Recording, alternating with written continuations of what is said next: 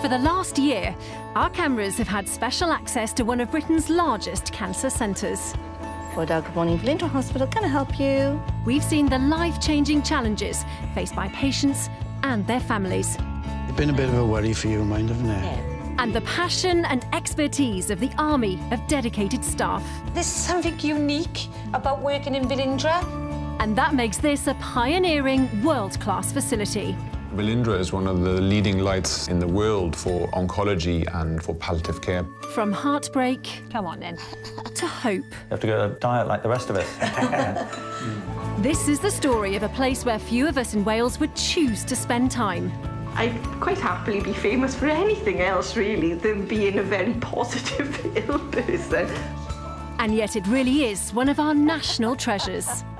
This is a miracle place. Yeah. You can feel the hope within the walls.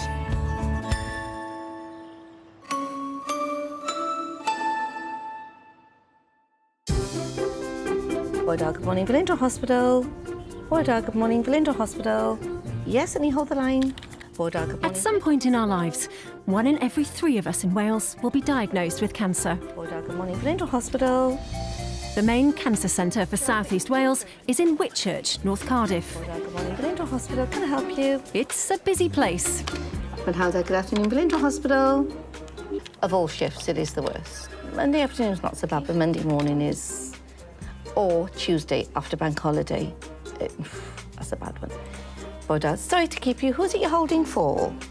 We do 12-hour shifts between 7:30 and 8 o'clock at night. We answer between 900 and 1,000 calls a day. Yeah. So it's massively busy, huge reception area, visitors, patients. It's non-stop, really. Yeah. Oh, answer phone for you. Mr. Blackwell for none. I just think you get used to it. You just have to see which is the priority, which is the most important thing. Obviously, we've got to answer the calls, but visitors as well can get a bit manic sometimes, but just get on with it. Nothing much like I can do. Good morning, Velindre Hospital. Can I help you?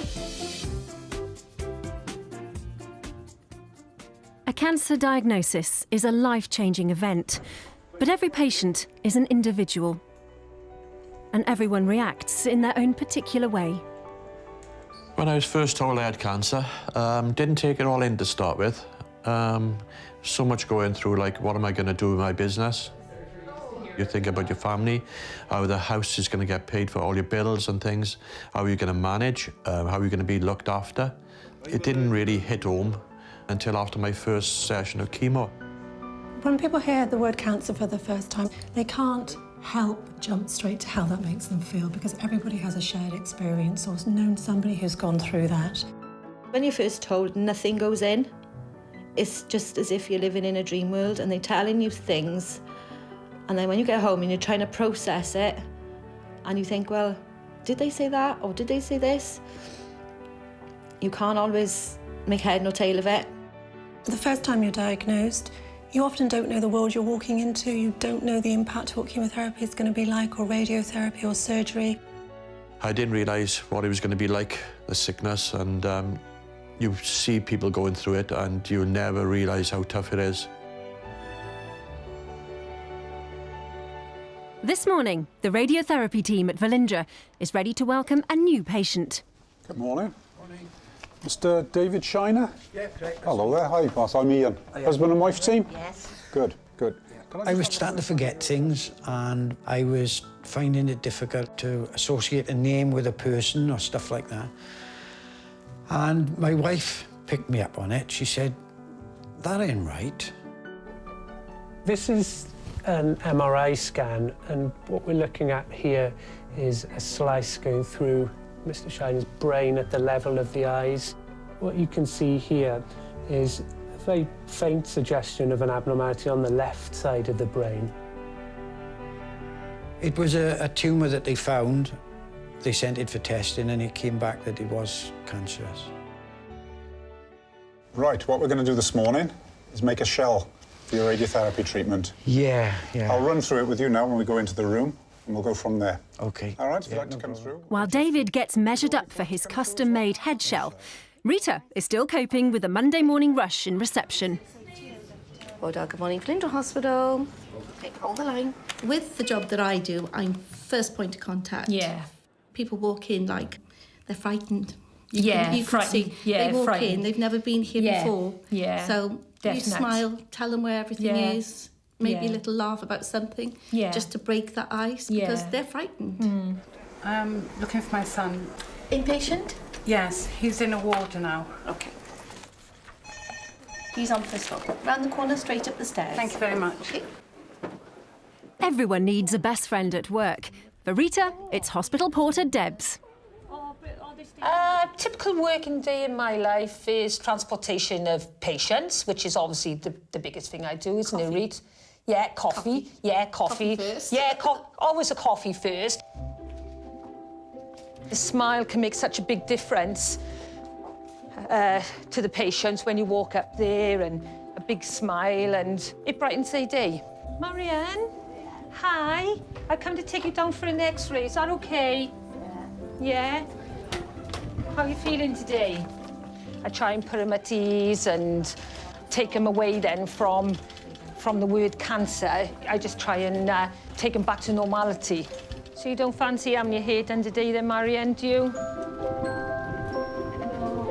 Deb's next patient is someone she's got to know quite well over the last few weeks. Rose is a lovely lady. She was very emotional when she came in here, but she seems to be getting on top of things now. Today, though, Deb is about to discover there's been a setback. How are you feeling this morning? Oh, why, what's happened? It just washed out. I know. And I screamed. Did you? And it was awful because there was resistance. I feel so bad. Yeah, yeah. I feel so bad. Rosa has had a tumour removed from her cheekbone, leaving her with a weakness in her face. Just chatting can be demanding for her. Did you speak to your son over the weekend? No, you couldn't. Oh, okay. All right. I got to get into You're into your gown. That's okay. Would you like me to give you a hand? I would. Okay, right. You pop yourself in that chair now. I will put your slippers on you, okay? Okay. So we're fit to go? Okay. I've been looking after Rose now for 3 weeks. Okay, Kath. Good morning. This is her third lot of radiotherapy. So how many treatments have we got left now? 5. The last ones, eh? Oh, brilliant. It's a relationship that you build up and you just want to protect them because they are the most vulnerable when they're in here. So you do everything you can to support them. And I feel I want to do that. The hairdresser's in this morning. Rose, are you having your hair done today? I don't know. She is in, yes. Back in radiotherapy, David is about to have his head shell tailor-made. Good run in from Abertillery. Pretty good today it was, yeah, not bad at all. Okay, come on through. Come across to the chair there on the left-hand side. Okay. One of the senior radiographers, Ian, works with the very latest technology. But the first step in the process is a bit like cooking. We're just getting the oven here warmed up, ready. This particular oven is used to soften the shells. And then we simply stretch the material out and then form it over the patient's face, and it moulds itself round. The moulded shell will be used to hold David's head in a stable position so that radiation can be targeted precisely onto the tumour. As it's cooling and it hardens, it keeps the shape of the patients in and it keeps their position. It's particularly important when you're treating anything around the head and neck area.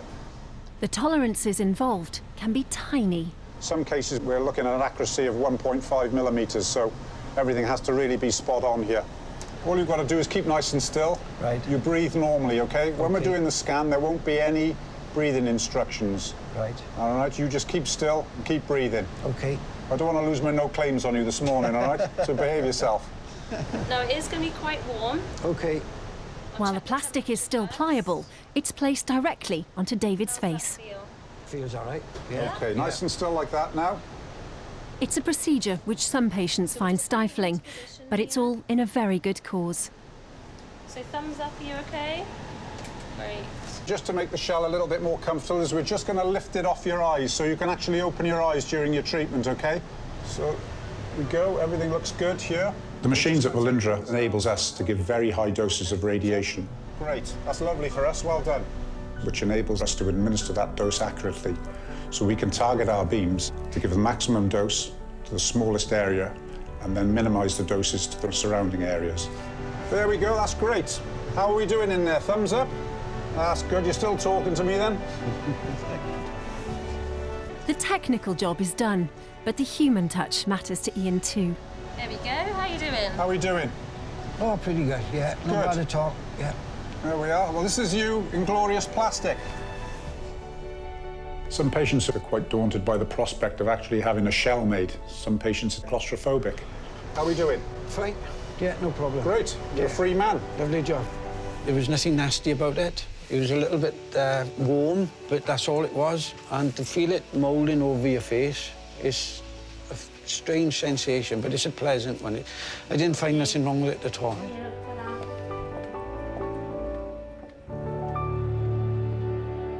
David heads off home. But up on the inpatient ward, one of Velindre's volunteers is just getting busy. Hello, Rosa. We've come to see you this morning. I do feel the patients look different after they've had their heads in, and they, you know, makes them feel, as we all want to feel, a bit glamorous now and again, isn't it? Liz began volunteering here 18 months ago for a very special reason. I lost my own partner in Velindre 4 years ago. Due to the level of care that Ian received, I felt very strongly that once my journey was over, I would like to give something back. It's the one thing that it's not treatment, it's something nice they're having done.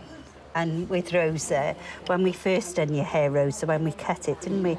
She Skyped us in Australia, and you were California, sorry, California. But you were really looking forward to Skyping him with your hair done, weren't you? And nice for his son to see his mum looking well. In my 18 months, I have seen the difference it does to the patients, because all of a sudden you're seeing them. You're not seeing this person who's been laying in bed for 3 weeks, you know, being a bit bedraggled, as we all would be. So it gives me a lot of pleasure. Yeah, I will say that.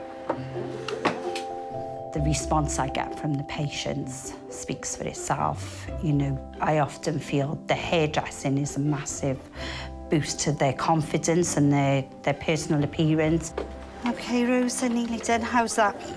All right. For cancer patients, little things make a big difference.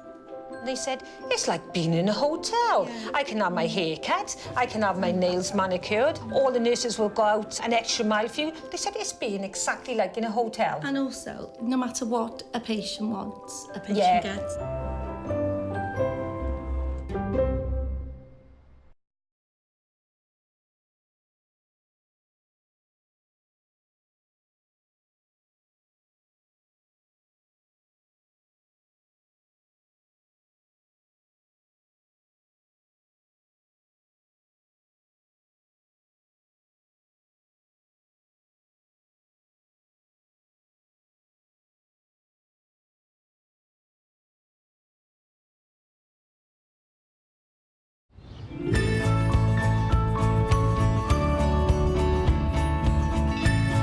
Whitchurch in the north of Cardiff.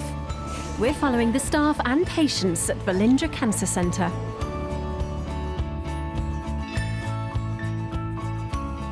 On the inpatient ward, Rosa is recovering from an operation to remove a facial tumour.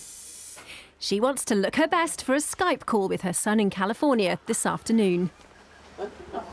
Oh, Joe, that's wonderful. Oh, that's great. Looking all glam now to speak to him this afternoon, eh? Can't see the scars. No, all he's going to see is his mum looking well.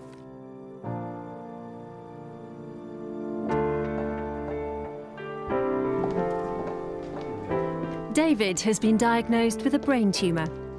Today, he's back at Velindre for his very first session of radiotherapy. On his last visit, the team made a specially moulded shell for David. During treatment, it will hold his head steady so that the tumour is targeted and not the healthy parts of his brain. Oh, don't look at all like me. If you'd done it 2 weeks earlier, you could have had it for Halloween. Yeah. Since that appointment, David has been waiting to get his treatment underway. Yeah, I'm getting on with it, and I don't feel too bad in myself. It's been a bit of a worry for you, mind, haven't it? Yeah, but a bit okay. David Shiner? Yeah. Shall I come on through? Stay there. Yeah. Oh, yeah, all right. How are you? Yeah, okay, fine, thanks, yeah. I've taken it in my stride, I think. I like to believe that anyway. Not to stress out anybody else, like in the family and stuff. I'm just going to pop that shell on now, okay? Okay, yeah. Just lift your chin up slightly for me. How does that feel? Okay. Yeah? It's a strange experience, but it soon becomes familiar. Once they've had the scan done and the shell, you'd be surprised how many patients said, that was pleasantly relaxing. I enjoyed that.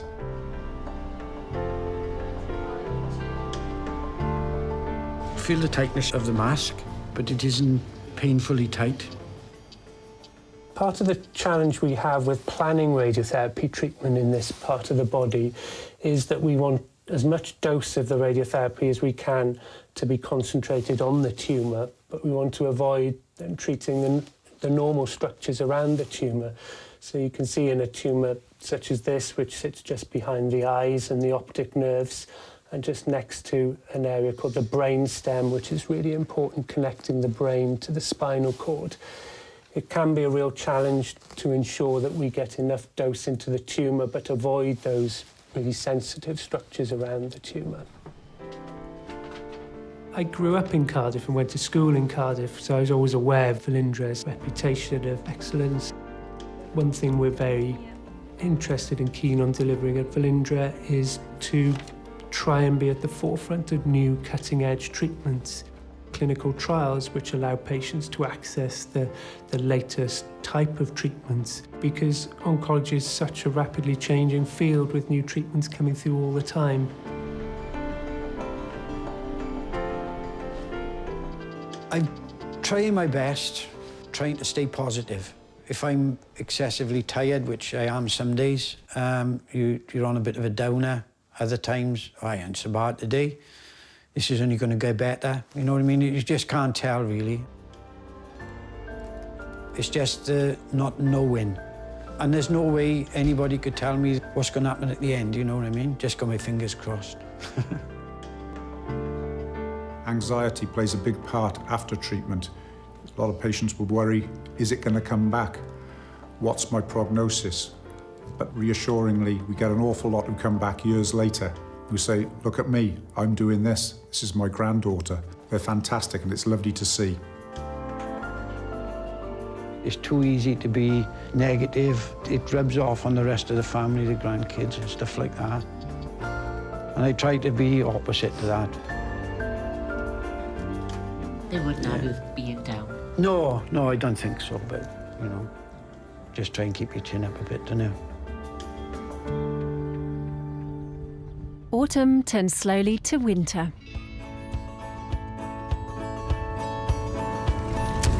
After treatment for facial cancer, Rosa is getting stronger. And hospital porter Debs is on her way to get the latest bulletin.